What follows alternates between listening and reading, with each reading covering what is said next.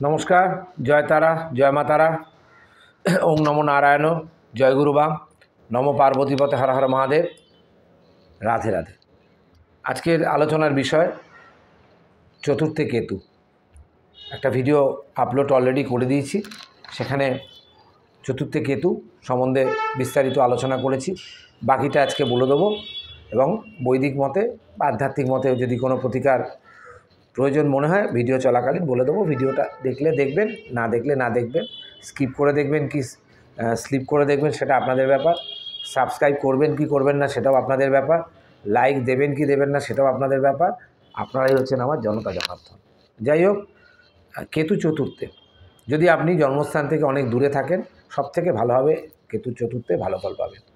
জন্মস্থান থেকে যদি আপনারা দূরে থাকেন, চতুর্থে কেতু আপনাদেরকে খুব ভালো রেজাল্ট দেবে।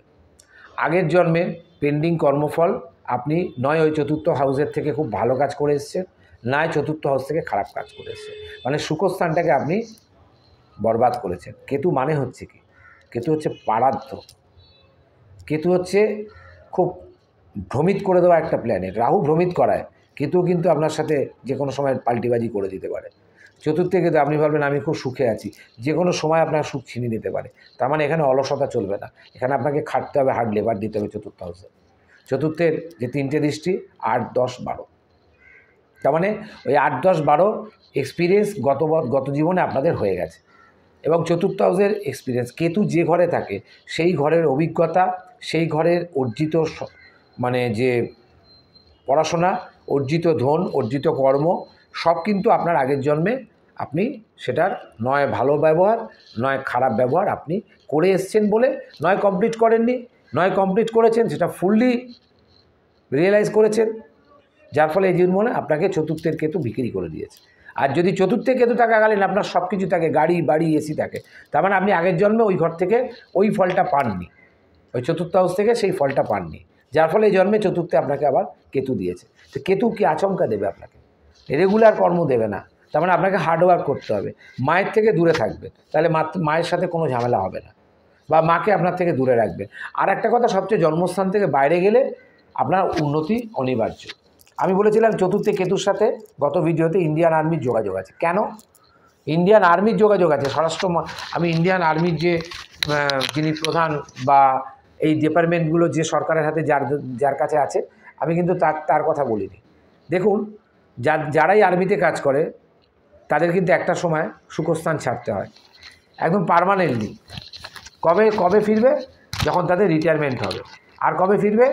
যখন তারা কোনো আত্মঘাতী হামলায় প্রাণত্যাগ করবে। এই তখনই একমাত্র আপনার বাড়ি ফিরতে হবে, এবং সেটা কাঁধে চড়ে। কী কষ্টদায়ক ব্যাপার বলুন তো। চতুর্থে কেতু, বিয়ে করবেন 7 দিন কি 10 দিনের ছুটি পাবেন, চলে গেলেন। যদি কপাল ভালো থাকে তাহলে গুলিগালা খেলেন না, কোনো বিস্ফোরণে মারা গেলেন না। আর যদি কপাল খারাপ থাকে তাহলে ওই কাঁধে চড়ে ফিরতে হবে।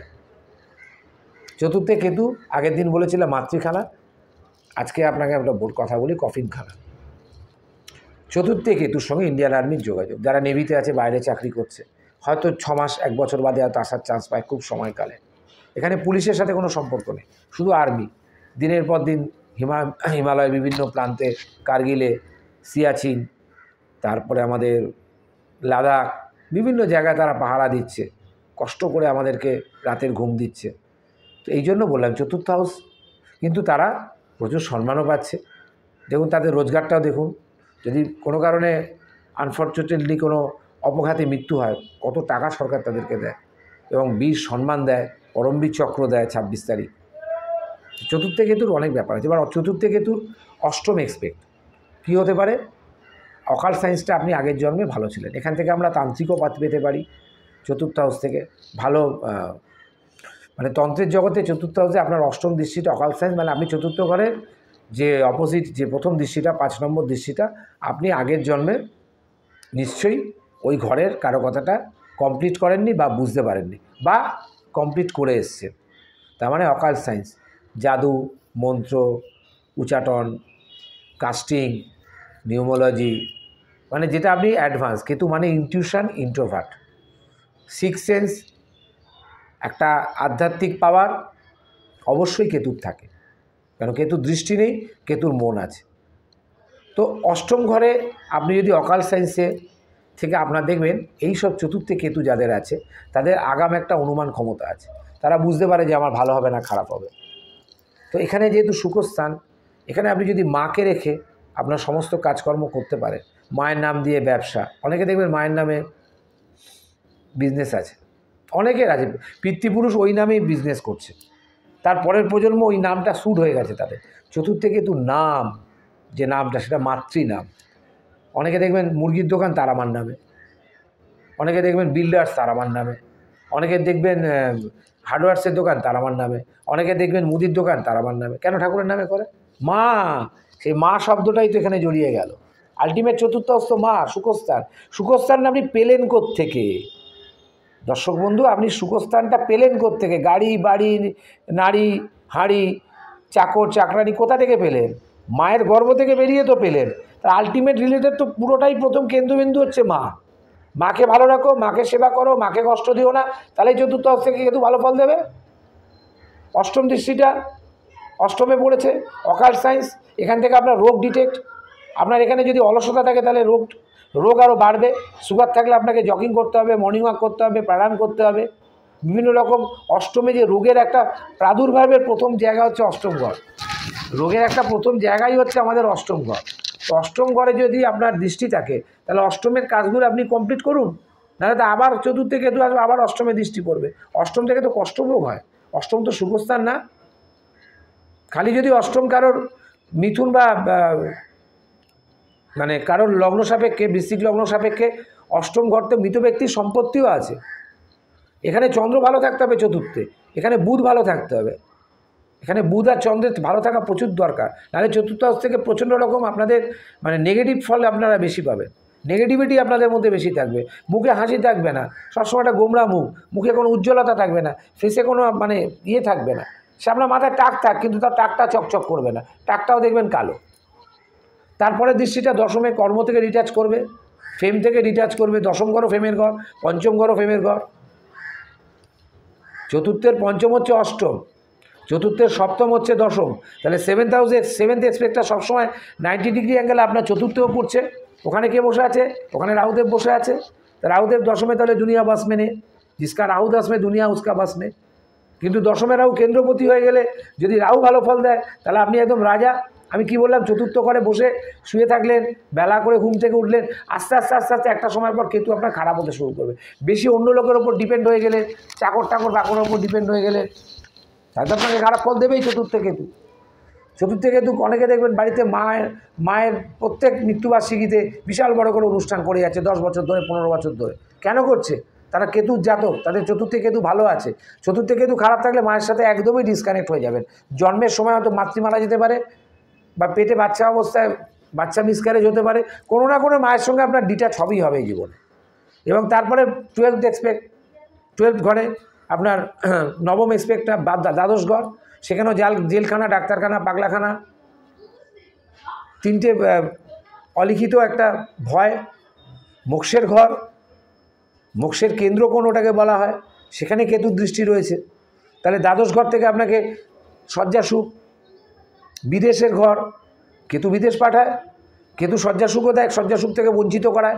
শয্যা সুখটা যদি নিজের ওয়াইফের সাথে করেন তাহলে খুব ভালো, যদি পরের ওয়াইফের সাথে করেন তাহলে গেল।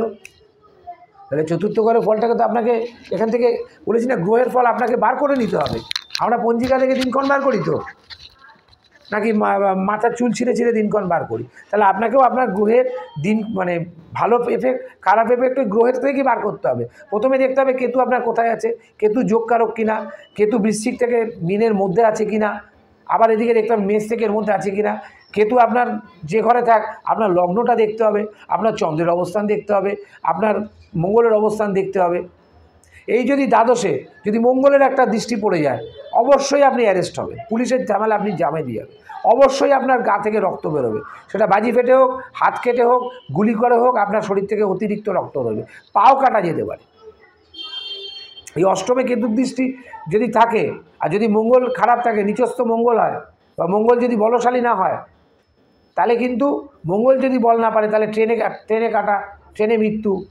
কেতু মানেই তো কাটা, কাঁচি, ডিটাচ, পা কেটে দিতে পারে, গলব্লাডার বাদ যায়, প্রস্টেট বাদ যায়, অ্যাপেন্ডিক্স বাদ যায়, কোনো অঙ্গ গ্যাংরিং হয়েছে সুগারের জন্য, সেটা বাদ যায়। তাহলে চতুর্থে কেতুর অষ্টম দৃষ্টিটা তো খুব ডেঞ্জারাস দৃষ্টি হয়ে আছে। দশম থেকেও আপনাকে কর্মে ডিটাচ করাবে, বা আপনাকে জন্মস্থান থেকে দূরে পাঠিয়ে দেবে কর্মের জন্য। আপনি সেখানে গিয়ে একা হাত পুড়িয়ে খাবেন, বাড়ির লোক দিব্যি আছে, সবই আপনি করছেন, নিজে হাত পুড়িয়ে খাচ্ছেন। বা নিজে অনেক লোক আছে, অনেক অবাঙালি লোক আছে, উড়িয়া বিহারি আমাদের কলকাতায় এসে করে খাচ্ছে, হাত পুড়িয়ে খাচ্ছে, তার বাড়ির লোক দিব্যি ওখানে এসিতে ঘুমিয়ে আছে বিহারে আর উড়িয়া, সে বেচারা এখানে খেটে মরে যাচ্ছে। সে মরে গেল এই জীবনের জন্য, তার পরিবারকে বড়লোক করে দিয়ে গেল। বিহারে অনেক সম্পত্তি, উড়িষ্যার অনেক সম্পত্তি। ম্যাক্সিমাম উড়িয়া বিহারিরা তো কলকাতা থেকেই করে খাচ্ছে, নিজেদের জায়গায় কত করে খেতে পারে। তারা যে এখানে বন্দুকবাজি করে, আজকে পশ্চিমবঙ্গ বলে এটা সম্ভব, অন্য স্টেট হলে লাদ মেরে দাঁড়িয়ে দিত। এখান থেকেই করে খাচ্ছে, আবার আমাদের ওপরেই হালচাল মালচাল দেখাচ্ছে। তাহলে আপনাদের দ্বাদশ দৃষ্টিটাও আপনাদেরকে, চতুর্থে কেতু দ্বাদশ দৃষ্টিটা কিন্তু আপনার খুব একটা পজিটিভ হয় না। তাহলে দ্বাদশ থেকে আপনাদের কী করতে হবে? মিতব্যয়ী হতে হবে, কথা ঠিকঠাক বলতে হবে, শয্যাসুখ নিয়ে ব্যস্ত থাকলে চলবে না, দান ধ্যান করতে হবে, আধ্যাত্মিক স্থানে যেতে হবে, কেতু মানেই আধ্যাত্মিক। তবেই আপনি 12 থেকে আপনি কম খারাপ এফেক্টটা পাবেন। বা 10 থেকে দশমে কর্ম নিয়ে বেশি ভাবলে চলবে না। একটা কর্ম করতে করতে হট করে ছেড়ে দেবেন না। দেখুন ওখানে আপনার ওয়াটার ব্রেক, দেখুন আপনার ওখানে কী সমস্যা তৈরি হয়েছে, একটু যান। তাহলে চতুর্থে কেতু যদি খারাপ ফল দেয়, চতুর্থে কেতুর প্রথম ভিডিওতে বলেছি, যদি যাদের মা থাকে তাহলে পূর্ণিমার দিন মাকে বলবেন যে মাকে কোনো সাদা মিষ্টি একটা খাইয়ে দেবে, রসগোল্লাও দেয়। আর মা যদি এঁঠো করে দেয়, খেয়ে নেবে, মাকে একটা নমস্কার করবে নিজের মনের ইচ্ছে জানিয়ে। বলবেন মা একটু হাত রাখো তো মাথায়। কী বলবেন? বলে আংটি কবচ তাবিজ মাদুলি টোটকা বাবা আমি নই, আমি হচ্ছি রিয়েল বাবা। আমিও একজন বাবা, আমারও সন্তান আছে, তো বাবা তো আমি আপনাদের বাবা না, আমি আমার সন্তানের বাবা, আমি আমার এই মায়ের বাবা, ও তো আমার মেয়ে। তা ব্যক্তিগত জায়গাটা এখানে আলোচনা করব না। সুতরাং সেটা হচ্ছে যে মাকে পূর্ণিমার দিন একটা সাদা মিষ্টি একটু পায়েস খাইয়ে এঁঠোটা খেতে পারে, খুব ভালো রেজাল্ট দেবে। একটা নমস্কার করবে, কিচ্ছু না, একটাই রেমেডি, অনলি কেতু চতুর্থের একটাই রেমেডি। মাকে প্রণাম করুন সকালবেলা ঘুম থেকে উঠে, যারা ছোটো বাচ্চা কাচ্চা আছে, মায়েদেরও বলছি ছেলেদেরকে আশীর্বাদ করুন। মাদেরও বলছি আপনাদের চতুর্থে কেতু থাকলে 3 ছেলে মেয়ে থাকলে 3 থেকেই 3টে নজরেই দেখুন, 2 ছেলে মেয়ে থাকলে 2টোকেই 2 নজরে দেখুন। আপনারাও যদি ভুল করেন, আপনাদেরও কিন্তু চতুর্থে কেতুর জন্য আবার এরকমভাবেই এমন একটা জন্ম নিতে হবে যে পরের জন্মে বা কোনো একটা এই জন্মেই দেখা যাবে ছেলেও আপনার সাথে খারাপ ব্যবহার করছে। যদি ছেলে খারাপ ব্যবহার করে তাহলে ছেলেকে সবসময় ক্ষমা করবেন, অভিশাপ দেবেন না। চতুর্থে কেতুর মাতৃ অভিশাপ ভীষণ ক্ষতিকারক। চতুর্থে কেতুর মা যদি কোনো অভিশাপ দিয়ে দেয়, লেগে যাবে জীবনে, সেই অভিশাপ আপনার পরের প্রজন্মকে ভোগ করতে হবে। নাহলে আর এরও কী করে? কেতু, রাহু আর শনি অতীত বর্তমান ভবিষ্যৎ কেন এসছে? চতুর্থে কেতুর একটাই রেমেডি, পূর্ণিমার দিন মাকে সাদা মিষ্টি খাওয়ান, নমস্কার করুন, আশীর্বাদ দিন। আর রোজ বাচ্চা কাচ্চাদের বলছি, আপনারা আপনাদের বাচ্চাদেরকে শেখান এইগুলো সংস্কারগুলো, উঠে বাবা আমাকে একটা প্রণাম করি, তাহলে আপনাদের দুজনের মধ্যে রিলেশন ভালো থাকে।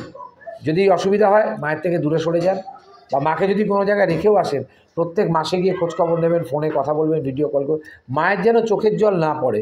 চতুর্থে কেতুর জাতক জাতিকাদের বলছি, মায়ের চোখের জল আপনার জীবনে কিন্তু ধ্বংসের কারণ। নমস্কার, সবাই ভালো থাকবেন।